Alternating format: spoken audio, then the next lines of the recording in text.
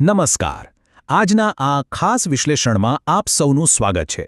આજે આપણે એક એવા વિષય પર વાત કરવાના છીએ જે સીધો આપણા આજના યુવા નેતૃત્વ સાથે જોડાયેલો છે. એક એવી ગહન નૈતિક દ્વિધા જેને સમજવા માટે આપણે પૌરાણિક કથાઓના પાના ફેરવવા પડશે. આજનો આપણો વિષય છે ગરુડનો ધર્મ વિરુદ્ધ ભીષ્મનું મૌન.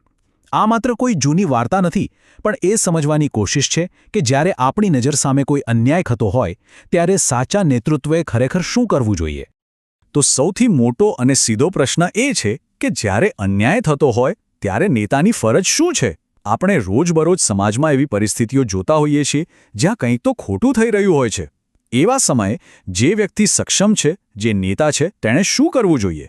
શું ચૂપચાપ જોઈ રહેવું યોગ્ય છે કે પછી પરિણામની ચિંતા કર્યા વિના મેદાનમાં ઉતરી પડવું?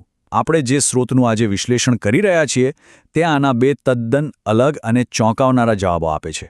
ચાલો સમજીએ. હવે આ આખી ચર્ચાનો પાયો શું છે અને અન્યાયનો ચહેરો કેવો હોય છે એ સમજવા માટે આપણે થોડા ઇતિહાસ અને પૌરાણિક સંદર્ભમાં જઈએ. વિશ્વ હિન્દુ પરિષદના અગ્રણી નેતા શ્રી અશોક સિંઘલનું એક બહુ જ પ્રખ્યાત વાક્ય છે. તેઓ હંમેશા કહેતા કે મારો ધર્મ ભીષ્મ પિતામહ અને ગુરુ દ્રોણનો નથી, મારો ધર્મ ગરુડનો છે. અને ખરેખર આ આખી નીતિકથા આ એક ચોક્કસ દૃષ્ટિકોણ પર જ ઊભી છે. અહીં સમજવા જેવી વાત એ છે કે ફરજ અથવા ધર્મની વ્યાખ્યા દરેક વ્યક્તિ માટે કેટલી અલગ હોઈ શકે છે. આ બે વિરોધાભાસી વિચારધારાઓ દ્વારા આપણે નેતૃત્વના સાચા અર્થને ડીકોડ કરવાનો પ્રયાસ કરીશું. તો ચાલો સૌથી પહેલાં એ વિચારધારાની વાત કરીએ જેને આપણે ભીષ્મનું મૌન કહી શકીએ. એક અત્યંત સક્ષમ પણ નિષ્ક્રિય નેતા. અહીં આપણી સામે બે બિલકુલ અલગ રસ્તાઓ છે.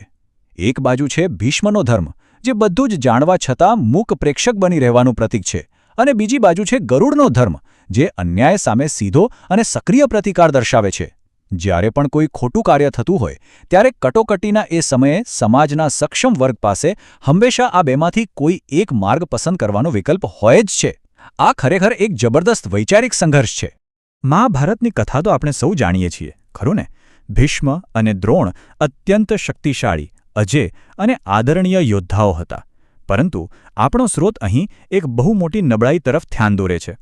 દ્રૌપદીના ચીરહરણ જેવો ભયંકર અન્યાય જ્યારે ભરી સભામાં થઈ રહ્યો હતો ત્યારે આ મહાન યોદ્ધાઓ સાવ શાંત બેઠા રહ્યા, માત્ર તમાશો જોતા રહ્યા.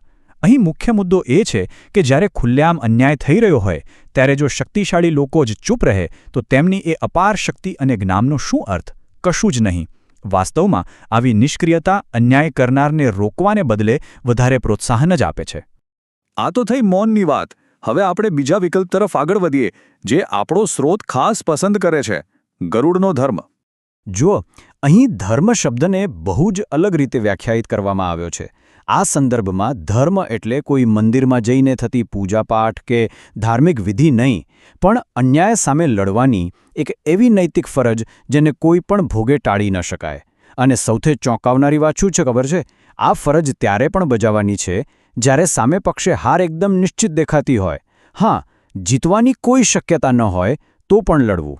આ દર્શાવે છે કે સાચો ધર્મ પરિણામની ચિંતા કર્યા વિના માત્ર યોગ્ય કાર્ય કરવા પર જ ધ્યાન કેન્દ્રિત કરે છે. આ વાતને સમજાવવા સ્રોત એક અદ્ભુત ઉદાહરણ આપે છે. રામાયણમાં જ્યારે સીતા હરણ થઈ રહ્યું હતું ત્યારે ગરુડ અત્યંત શક્તિશાળી રાવણ સામે યુદ્ધે ચડે છે. ગરુડને પૂરેપૂરી ખબર હતી કે તે રાવણ જેવા મહાબળવાન યોદ્ધા સામે ક્યારેય જીતી શકશે નહીં. પરિણામ નિશ્ચિત હતું. છતાં ડરીને પાછળ હટવાને બદલે એ પ્રતિકાર કરે છે અને અંતે વીરગતિ પ્રાપ્ત કરે છે. આ વાર્તા ભારપૂર્વક આપણને એ શીખવે છે કે નૈતિક સ્પષ્ટતા અને એક્શન લેવું એ વિજયની ગેરંટી કરતાં ઘણું વધારે મહત્વનું છે. તો આ પૌરાણિક વાતોને આપણે આજના સમય સાથે કેવી રીતે જોડી શકીએ? ચાલો જોઈએ કે આધુનિક સમયમાં આપણો સમાજ કેવો છે. આધુનિક સમયના સંદર્ભમાં સ્રોતનું એક બહુ જ સચોટ અને કડવું અવલોકન છે. આજે જ્યારે આપણો દેશ, આપણું રાષ્ટ્ર અને સંસ્કૃતિ અનેક નવા પડકારોનો સામનો કરી રહ્યા છે ત્યારે નૈતિક ફરજના પાઠ ભણેલા આપણા ઘણા યુવાનો અને સ્વયંસેવકો શું કરી રહ્યા છે? તેઓ બિલકુલ ભીષ્મ અને દ્રોણની જેમ જ મૂક પ્રેક્ષક બની ગયા છે. આનો સીધો અર્થ એ છે કે જે લોકોએ બાળપણથી સાચા ખોટાના, નીતિ અનીતિના પાઠ ભણ્યા છે તેઓ પણ આજના સામાજિક પ્રશ્નો સામે સાવ નિષ્ક્રિય ભૂમિકા ભજવી રહ્યા છે. આજના યુવા નેતાઓની આકરી ટીકા કરતા સ્રોત કેટલીક બહુ જ ગંભીર બાબતો નોંધે છે. પહેલું તો એ કે તેઓ માત્ર મૂક પ્રેક્ષક બની રહ્યા છે. કોઈએ આગળ આવીને વ્યક્તિગત જવાબદારી લેવી નથી.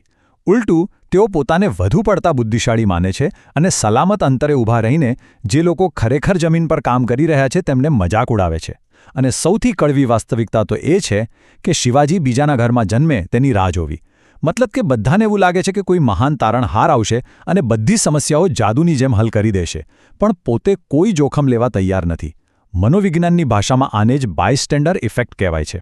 પણ આ બધું આમ જ ચાલતું રહેશે તો અંત શું આવશે? આનો જવાબ છે કર્મોનો ભાર. મહાભારતના યુદ્ધના અંતે ભીષ્મને તેમની એ જ નિષ્ક્રિયતાના પરિણામે બાણશૈયા એટલે કે તીરોની પથારી પર સૂવું પડ્યું હતું. શ્રોત આ અત્યંત શક્તિશાળી રૂપક દ્વારા એક ગંભીર ચેતવણી આપે છે. ઈશ્વર બધું જ જોઈ રહ્યો છે.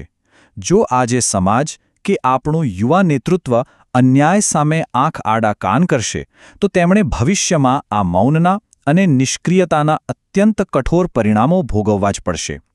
યાદ રાખજો, આજે જવાબદારીથી ભાગી જવું એ આવતીકાલ માટે એક ભયંકર પીડાને ખુલ્લું આમંત્રણ આપવા સમાન છે. તો આ આખા વિશ્લેષણના અંતે આપણે એક એવા વિચારપ્રેરક પ્રશ્ન પર આવીને ઊભા છીએ જેણે આપણને બધાને વિચારતા કરી દેવા જોઈએ. આજના આ આધુનિક અન્યાયનો સામનો કરતી વખતે શું આવતીકાલના નેતાઓ મૂક પ્રેક્ષક બનીને રહેવાની સલામતી પસંદ કરશે કે પછી ગરુડની જેમ એક વીર યોદ્ધાની સાચી ફરજ બજાવશે? આ મૂળ લખાણ માત્ર ઇતિહાસ કે પુરાણોની કોઈ વાર્તા નથી મિત્રો. આ આપણા બધા માટે એક અરીસો છે જે ખાસ કરીને યુવા નેતૃત્વને પોતાની વ્યક્તિગત જવાબદારી સ્વીકારવા માટે ઝંઝોળે છે. હવે સમય આવી ગયો છે કે સમાજ નક્કી કરે કે વાસ્તવિક નેતૃત્વ ખરેખર કોને કહેવાય. આજના આ વિશ્લેષણમાં જોડાવા બદલ ખૂબ ખૂબ આભાર.